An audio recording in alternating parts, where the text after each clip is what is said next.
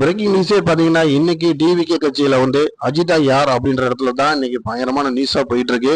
அவங்க விஜயனுடைய தீவிர ரசிகரா இருந்திருக்காங்க ஆரம்ப காலத்துல நற்பணி மன்றத்துல. அது மட்டும் இல்லைங்க, அவங்கள பொறுத்த வரைக்கும் டிவிகே கட்சி தொடங்கினதுக்கு முன்னாடி தூத்துக்குடி மாவட்ட பொறுப்பாளராக இருந்து நிறைய விஷயங்களை அவங்க கட்சிக்காக உழைச்சிருக்காங்க அப்படின்ட்டு சொல்லப்படுது.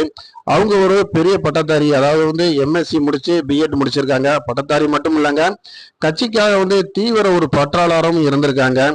இன்னும் சொல்ல போனா மக்களுக்கு நலத்திட்ட உதவிகளை அவங்க ஏரியாவில் நிறைய பண்ணியிருக்காங்க.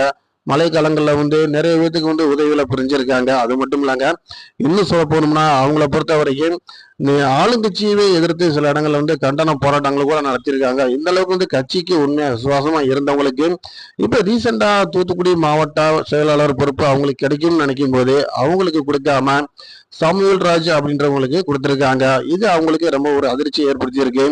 அதுக்காகவே அவங்க என்ன பண்ணியிருக்காங்கன்னு பாத்தீங்கன்னா, டிவிகே தலைவர் விஜய் காரை மறைச்சு தர்ணா போராட்டம் எல்லாம் பண்ணியிருக்காங்க.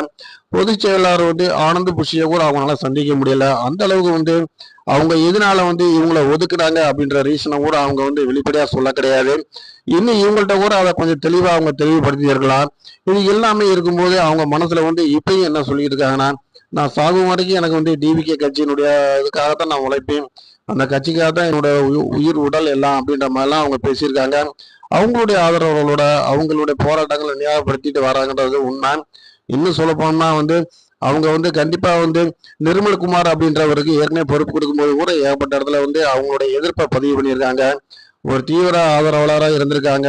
அவங்கள டிவிகே கட்சியினுடைய தலைவர் மற்றும் அவங்களுடைய பொதுக்குழு உறுப்பினர்கள்லாம் எந்த அளவுக்கு அவங்கள சரியா பயன்படுத்திக்கிற போறாங்க அப்படிங்கறது தெரியல. பொறுத்திருந்து பார்க்கலாம். இந்த வீடியோ உங்களுக்கு பிடிச்சிருந்துச்சுன்னா லைக் பண்ணுங்க, ஷேர் பண்ணுங்க.